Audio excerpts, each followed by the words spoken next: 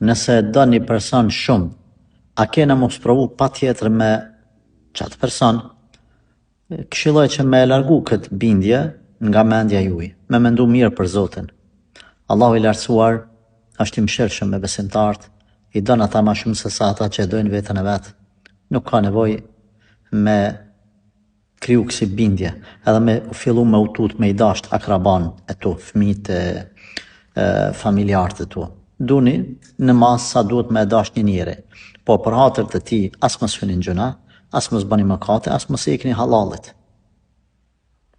Dhe më thonë, e tash ajo që dashurin që e kemi për Allah, nuk mujmë me zavendësu me krijesa, por atë dashurin që Allah na ka liju me pasën krijesa, përderisa është mëra në të liju, mos mëra në halalit, zban ti në gjuna, duje personin e fjalë. Prindrit, bashortin, fëmijët e tjerë. A mundet mos provu? Çdo kush mundet mos provu, por nuk është detyrimisht mos provu në këtë formë siç e ke përmend në pyetjen tënde. Pra, do të kisha këshillu që me largu këtë bindje mos më bë pjesë e bindjeve tona, e besimit ton. Kjo lloj mundet me ndodh, ama jo me u kriju bindje.